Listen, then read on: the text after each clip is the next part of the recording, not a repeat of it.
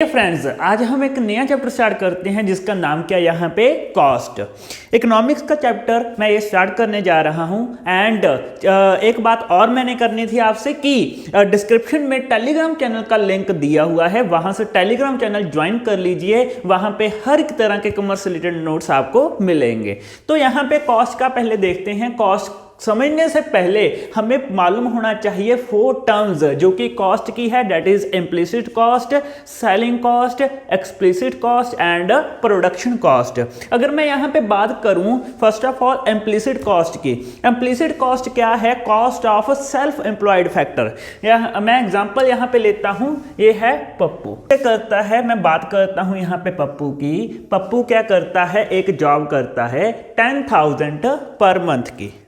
अब उसका मन हुआ कि मैं तो बिजनेस स्टार्ट करूंगा। उसने क्या किया, ये जॉब छोड़ दी एंड एक बिजनेस स्टार्ट कर लिया, ठीक है।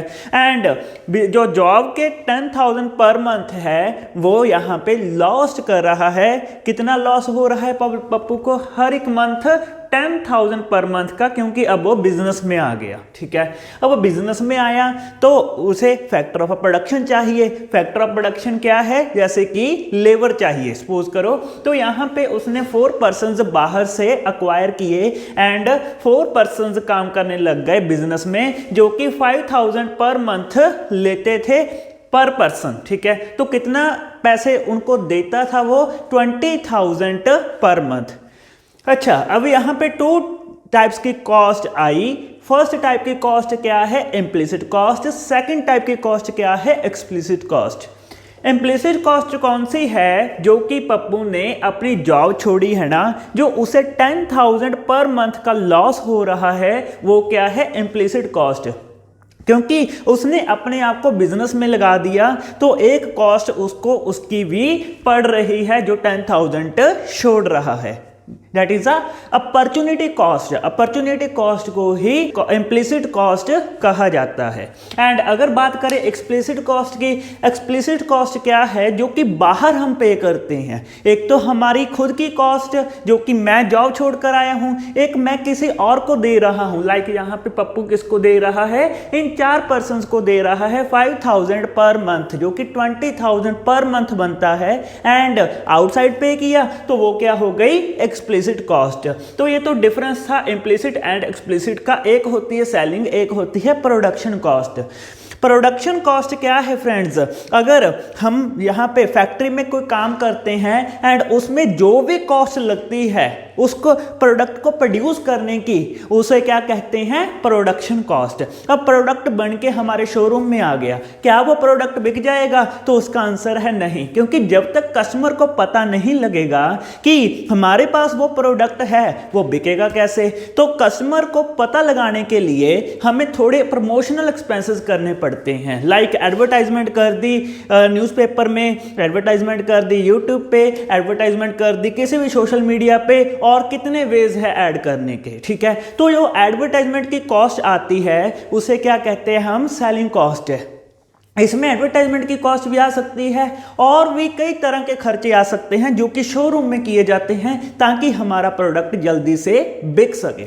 ओके, तो ये हो गई हमारे पास selling cost and production cost. उसके बाद है यहाँ पे short run cost of a production, that is a total cost, fixed cost and variable cost, ठीक है। अब टोटल कॉस्ट को समझने के लिए हमें पहले यह समझना जरूरी है कि यहाँ पे वेरिएबल कॉस्ट क्या है एंड फिक्स्ड कॉस्ट क्या है। ओके, अब पप्पू की है एक फैक्ट्री। पप्पू काम करता था, मैंने कहा था ना बिजनेस स्टार्ट कर लिया इसने। अब इसकी है एक फैक्ट्री। फैक्ट्री का रेंट आता है कितना? 20,000 पर मंथ।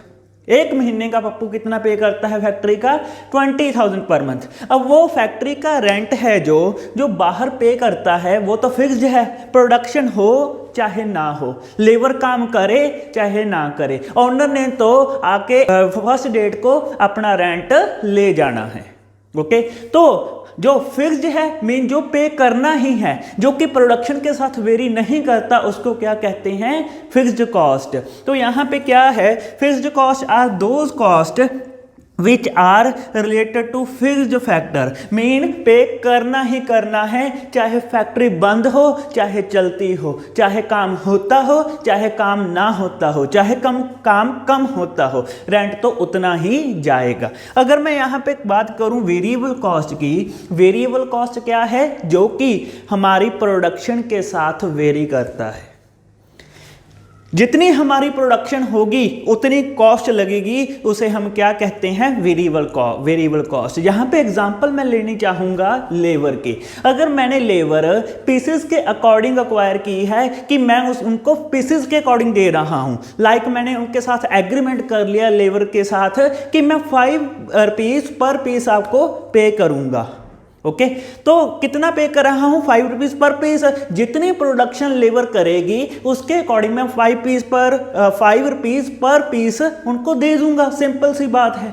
तो ये कॉस्ट ऐसी है जो कि पीसेस के साथ वेरी करती है। प्रोडक्शन कम हुई तो कम कॉस्ट लगेगी, प्रोडक्शन ज़्यादा हुई तो ज़्यादा कॉस्ट लगेगी। सिंपल सी बात है सर। देखो, variable cost are those cost which are related to variable factor. Variable factor means क्या हो गया यहाँ पे? लेबर जितनी प्रोडक्शन करेगा उतना कॉस्ट यहाँ पे आएगी। अब अगर मैं बात करूँ टोटल कॉस्ट की, टोटल कॉस्ट किसके इक्वल है? टोटल कॉस्ट है total variable cost and total fixed cost. जब इन दोनों को प्लस कर दिया जाता है तो यहाँ पे क्या बनता है? Total cost. Mean total cost में क्या क्या आता है? Variable cost plus fixed cost. Okay, अब मैं यहाँ पे डायग्राम एक्सप्लेन करता हूँ total cost and variable cost की। जी आगे हम प्रोसीड करते हैं, आगे चलते हैं। तो यहाँ पे क्या है? हमारे पास आउटपुट दी हुई है अभी फिक्स्ड कॉस्ट जो कि हमेशा फिक्स रहती है। आउटपुट मीन्स कितनी प्रोडक्शन हुई, तो यहाँ पे 0, 1, 2, 6 तक प्रोडक्शन हुई। एंड फिक्स्ड कॉस्ट जैसा कि मैंने कहा था कि रेंट हमेशा फिक्स्ड कॉस्ट है। क्यों? क्योंकि वो पढ़ना ही पढ़ना है। तो यहाँ पे 0 पे भी वो 10 है एंड एंड तक 10 जा रहा है। बट या वेरिएबल कॉस्ट जो कि चेंज होती रहती है, उस कॉस्ट का यहाँ पे क्या है? चेंज हो रही है। 0 पे 0 कॉस्ट थी एंड 1 पे कितनी हो गई? 10, 2 पे कितनी हो गई? 18। ऐसे यहाँ पे इंक्रीमेंट होता जा रहा है। अगर आप ध्यान से देखो, वेरिएबल कॉस्ट पहले बहुत तेजी से इंक्रीज करती है, फिर थोड़ा सा स्टेबल होने लगती है। मीन इंक्रीज तो करती है स्टेबलाइजेशन पोजीशन में, फिर बढ़ने शुरू हो जाती है। ठीक है, देखिए 10 फिर हो गया 18, 8 इंक्रीज हुई। एंड अगर मैं यहाँ पे बात करूँ 24 मीन 6 इंक्रीज हुई, फिर 4 इंक्रीज हुई, फिर 4, फिर 6 हो गई, मीन फिर बढ़ने लग जाती है। टोटल कॉस्ट क्या है? इन दोनों का टोटल, दैट इज 10 + 0 10, 10 + 10 20, 10 + 18 28, 10 + 24 34। ऐसे ही ये क्या हो गया? टोटल कॉस्ट क्या हो गया? दोनों का टोटल। तो अगर मैं यहाँ पे डायग्राम की बात करूं, जो कि हमारी फिक्स्ड कॉस्ट है वो तो कांस्टेंट है। देखिए एक जैसी है, चाहे वो फर्स्ट पीस है, चाहे वो 0 है, फर्स्ट है, सेकंड है, थर्ड है, फोर्थ है, फिफ्थ है, सिक्स्थ है, इतनी कॉस्ट ये पढ़नी ही पढ़नी है। 10 पे ये कॉस्ट कांस्टेंट जा रही है। अगर मैं बात करूं वेरिएबल कॉस्ट की, वेरिएबल कॉस्ट क्या है? 0 पे 0 थी एंड बढ़ती गई एंड यहाँ से यहाँ तक थोड़ी सी स्टेबल मीन्स कम बढ़ी।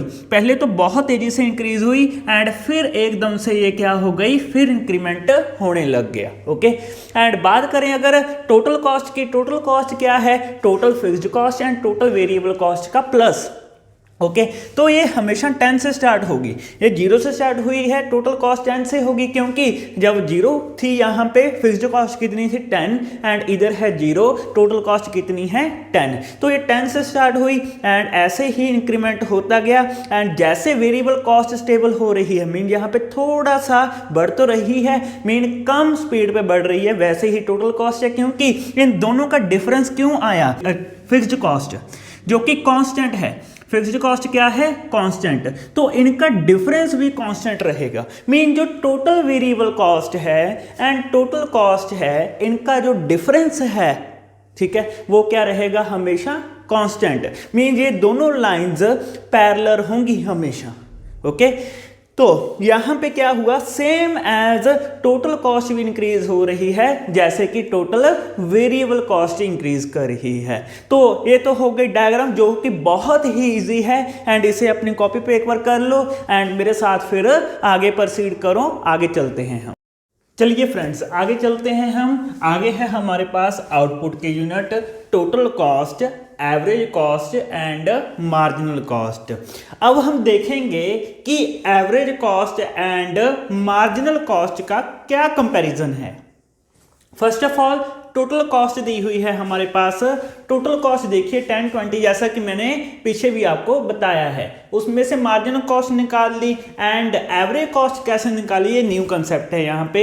एवरेज कॉस्ट कैसे निकाली हमने, जब मैं क्या करूँगा, टोटल कॉस्ट को नंबर ऑफ यूनिट से डिवाइड कर दूंगा, that is 20 divided by 1 and इधर आ गया हमारे पास 28 डिवाइडेड बाई 2, फिर आ गया हमारे पास 34 डिवाइडेड बाई 3, फिर आ गया हमारे पास 38 डिवाइडेड बाई 4। ऐसे करते करते ये एवरेज कॉस्ट निकाली है। ओके, तो मार्जिनल कॉस्ट कैसे है, कम हो रही है, फिर कांस्टेंट हुई, ठीक है, फिर इंक्रीज हुई। अब डायग्राम की ओर देखते हैं। अब डायग्राम देखिए ध्यान से।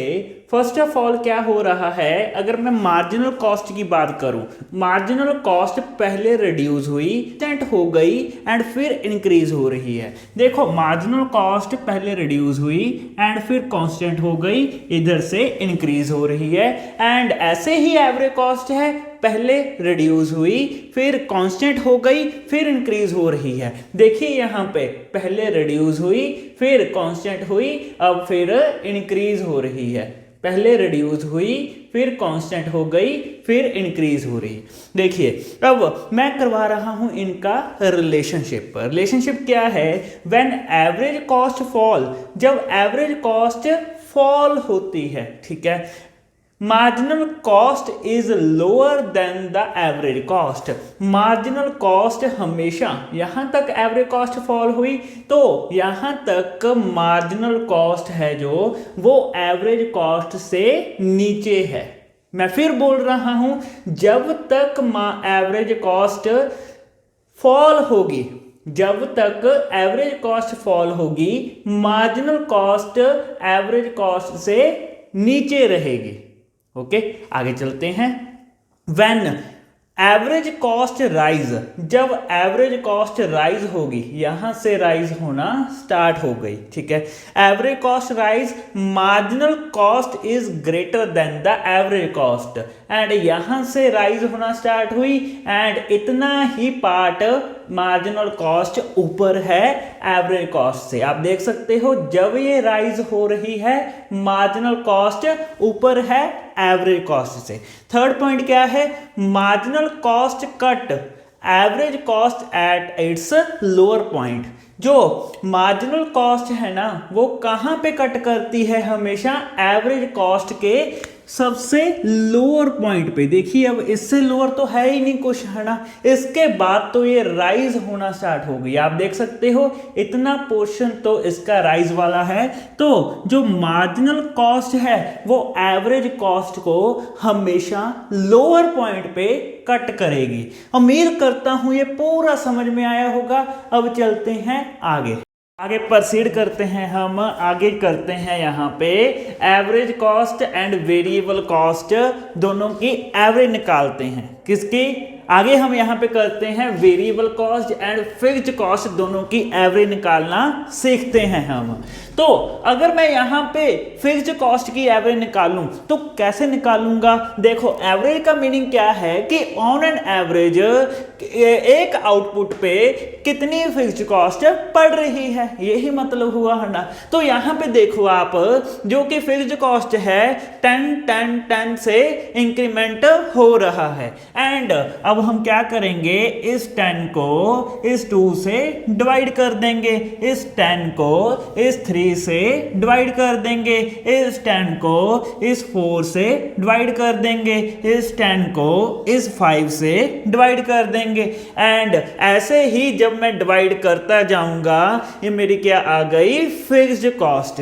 क्या आ गई, फिक्स्ड कॉस्ट। ओके, एंड अगर मैं आगे देखूं, आगे क्या है हमारे पास, वेरिएबल कॉस्ट। अब एवरेज वेरिएबल कॉस्ट कैसे निकलेगी? सिमिलरली जैसे कि मैंने फिक्स्ड कॉस्ट को आउटपुट से डिवाइड किया था, वैसे ही यहाँ पे वेरिएबल कॉस्ट को आउटपुट से डिवाइड कर दिया जाएगा। जब मैंने वेरिएबल कॉस्ट को आउटपुट से डिवाइड किया, 10 डिवाइडेड बाय 1 10, 18 डिवाइडेड बाय यहाँ पे 2 है 9 आ गया, 24 डिवाइडेड बाय 3 8 आ गया। ऐसे ही यहाँ पे वेरिएबल कॉस्ट आ गई। ठीक है जी, उम्मीद करता हूं कि आपको इतना पता लग गया होगा कि average fixed cost and average variable cost कैसे निकलती है। एक बात और जान लो, एवरेज कॉस्ट क्या होती है? इन दोनों का समेशन। समेशन किसका? एवरेज फिक्स्ड कॉस्ट का, एवरेज वेरिएबल कॉस्ट का। अगर इन दोनों को हम प्लस कर दें, हमारे पास निकल कर आता है average cost. Okay, that is average fixed cost and average variable cost का टोटल। तो अगर यहाँ पे देखो 10 + 10 कितना हो गया? 20, 5 + 9 कितना हो गया? 14। ऐसे ही हमारे पास यहाँ पे एवरेज कॉस्ट निकल कर आई। अब यहाँ पे देखो आप डायग्राम की ओर। डायग्राम क्या है? अब देखो, एवरेज फिक्स्ड कॉस्ट वो तो क्या होगी, उसकी स्लोप तो डाउनवर्ड ही जाएगी। क्यों? क्योंकि एवरेज फिक्स्ड कॉस्ट हमारी कांस्टेंट है, बट यहाँ पे आउटपुट तो इंक्रीज हो रही है ना।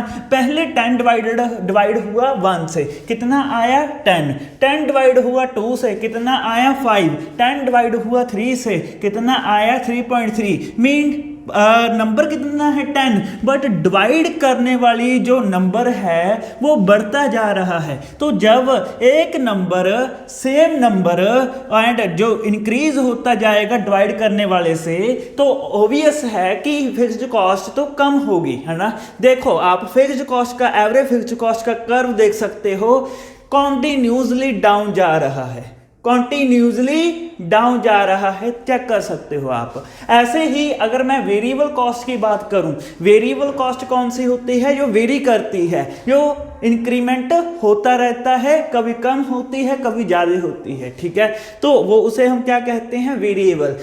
वेरिएबल कॉस्ट कैसे आई थी हमारी? वेरिएबल कॉस्ट को आउटपुट से डिवाइड किया था, तो ये हमारी क्या आ गई थी? Average variable cost. ठीक है, तो अब एवरेज वेरिएबल कॉस्ट क्या आई? पहले तो डाउनवर्ड स्लोपिंग है एंड फिर एक टाइम पे थोड़ी कांस्टेंट हो गई। देखो 7 एंड 6.4 6.3 ये कांस्टेंट फिगर से चल रही है, उसके बाद फिर एकदम से इंक्रीज करना स्टार्ट कर दिया। पहले डाउनवर्ड, फिर कांस्टेंट, फिर इंक्रीमेंट। एंड एवरेज कॉस्ट जो कि average fixed cost and average variable cost का समेशन है, तो उसकी कर्व कैसे होगी वो भी आप देख सकते हो।